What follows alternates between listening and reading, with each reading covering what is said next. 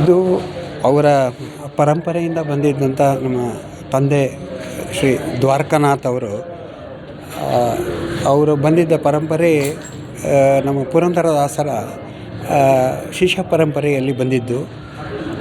ಅದನ್ನೇ ಅವರು ಮುಂದುವರಿಸ್ಕೊಂಡು ಬಂದರು. ಇಲ್ಲಿಗೆ ಬಂದ ಮೇಲೆ ಇಲ್ಲಿಂದ ಅವರು ನಾಟಕ, ಸಾಹಿತ್ಯ ಮತ್ತು ಸಂಗೀತ ಈ ಕ್ಷೇತ್ರಗಳಲ್ಲಿ ಸಾಕಷ್ಟು ಸೇವೆ ಮಾಡಿದ್ದಾರೆ. ಅವರು ಮುಂಚೆ ಚಿಕ್ಕ ವಯಸ್ಸಿನಲ್ಲೇ ಸಂಸ್ಕೃತ ಅಧ್ಯಯನ ಮಾಡಿ ಆಮೇಲೆ ಅವರು BSc ಮಾಡಿದರು. ಟೆಕ್ನಿಕಲ್ಲಾಗಿ ತುಂಬ ಒಂದು ಒಳ್ಳೆಯ ಆವಾಗಿನ ಒಂದು ಟೆಕ್ನಾಲಜಿ ಏನೇನಿತ್ತು ಅಷ್ಟು ಜಾಸ್ತಿ ಇರಲಿಲ್ಲ 50-60ನೇ ಇಸವಿನಲ್ಲಿ.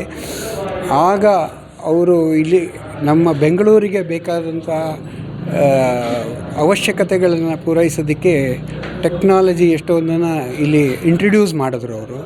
ಅದು ಅವರ ದೊಡ್ಡ ಹೆಗ್ಗಳಿಕೆ. ಪ್ರಭಾತ್ ಹೆಸರು ಈಗಲೂ ಇರೋದಕ್ಕೆ ಅವರ ಒಂದು ಕೊಡುಗೆ ತುಂಬ ದೊಡ್ಡದು ಅಂತ ಹೇಳ್ತಾರೆ. ಸರ್, ಪ್ರಭಾತ್ ಸ್ಟುಡಿಯೋ ಹೊಂದಿಕೆ ಅಂತ ಬಂದಿಲ್ಲ ವಿಚಾರದಲ್ಲಿ ಇದು ಇದೆ, ಅದು ಮಾತ್ರ ತಮ್ಮ ಮುಂದಿನ ದಿನಗಳಾಗ್ತದೆ. ಇದು ನಮ್ಮ ಕರ್ನಾಟಕದಲ್ಲಿ ಪ್ರಾರಂಭ ಆಗಿ ಇಲ್ಲಿ ಬೆಂಗಳೂರಿನಲ್ಲಿ, ಅಲ್ಲಿಂದ ಕರ್ನಾಟಕಕ್ಕೆ ವಿಸ್ತಾರಗೊಂಡು ಅಲ್ಲಿಂದ ಇಡೀ ಭಾರತಕ್ಕೆ ಹೋಗಿ ಅಲ್ಲಿಂದ ವಿಶ್ವಕ್ಕೆ ಬೇರೆ ಬೇರೆ ಕಡೆ ವಿಶ್ವದಾದ್ಯಂತ ಎಲ್ಲ ನಮ್ಮ ಕಾರ್ಯಕ್ರಮಗಳು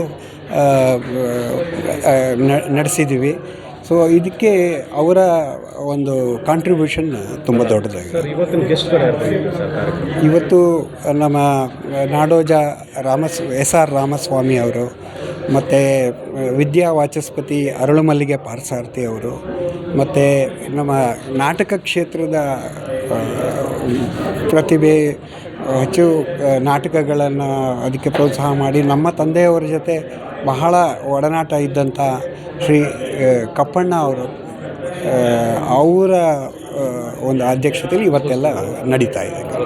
ಪ್ರತಿಮೆಯನ್ನು ಸ್ಥಾಪನೆ ಮಾಡೋದು ಸಾಧನೆ ಆಗಿದೆ. ಇದು ಅದೇ ಪ್ರತಿಭೆ ಏನು ಅಂದರೆ ಇದು ನಾವು ಹೆಚ್ಚಾಗಿ ಇದ್ರ ಬಗ್ಗೆ ಪ್ರತಿಮೆ ಅದೇನು ನಾವು ಯೋಚನೆ ಮಾಡೇ ಇರಲಿಲ್ಲ. ಆಗ ನಮ್ಮ ತಂದೆಯವರು ಈ ಒಂದು ಸಂಸ್ಥೆ ಪ್ರಭಾತ್ ಸೌಂಡ್ ಸಿಸ್ಟಮ್ ಅನ್ನೋ ಸಂಸ್ಥೆ ನಡೆಸ್ತಾ ಇರಬೇಕಾದ್ರೆ ಅಲ್ಲಿ ವರ್ಕ್ ಮಾಡ್ತಾ ಇದ್ದಂಥ ಒಂದು ಹುಡುಗರು, ಒಂದು 15-20 ಜನ ಹುಡುಗರು ಅವರೆಲ್ಲ ಸೇರಿಸಿ ಮಿಕ್ಕಿದ್ದ ಈಗಿನ ಹುಡುಗರು ಮತ್ತು ಎಲ್ಲರೂ ತಾಂತ್ರಿಕ ವರ್ಗದವರು, ಅವರ ಕೈ ಕೆಳಗೆ ಯಾರ್ಯಾರು ಇದ್ದರೋ ಅವರೆಲ್ಲ ಇದನ್ನು ಸೇರಿಸಿ ಒಂದು ಮಾಡಬೇಕು ಅಂತ ನಮಗೆ ಬಂದು ಹೇಳಿದ್ರು, ಈ ಥರ ನಾವು ಮಾಡಿಸ್ತಾ ಇದ್ದೀವಿ, ಪ್ರತಿಮೆ ಒಂದು ಅನಾವರಣ ಮಾಡಿ ಅಲ್ಲಿಂದ ನಿಮ್ಮ ಮುಂದಿನ ಕಾರ್ಯಕ್ರಮಗಳು ಮಾಡಿ ಅಂತ. ನಮಗೆ ಅದು ಒಂಥರ ಪ್ರೇರಣೆ ಸಿಕ್ತು. ಇವರು ಮಾಡಿಸಿ ಇಷ್ಟೊಂದು ಇದು ಮಾಡಿದಾರಲ್ಲ, ಇದಕ್ಕೊಂದು ಒಳ್ಳೆಯ ಕಾರ್ಯಕ್ರಮಗಳು ಮಾಡಬೇಕು ಅಂತ ಈ ಅನಾವರಣದಿಂದನೇ ನಾವು ಈ ವರ್ಷ ಪೂರ್ತಿ ಮುಂದಿನ ಕಾರ್ಯಕ್ರಮಗಳನ್ನೆಲ್ಲ ಮಾಡ್ತಾಯಿದ್ದೆ. ನನ್ನ ಹೆಸರು ಶ್ರೀನಿವಾಸ ಅಂತ. ನಾನು ದ್ವಾರಕಿ ಅವರ ದೊಡ್ಡವನು ಮಗ. ನನ್ನ ತಂಗಿ ಮತ್ತು ನನ್ನ ತಮ್ಮ ಇಬ್ಬರಿದ್ದಾರೆ.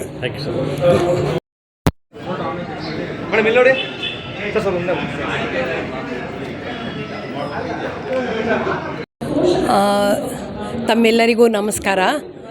ಈ ದಿನ ಪುತ್ಥಳಿಯ ಅನಾವರಣವಾಗಿದೆ.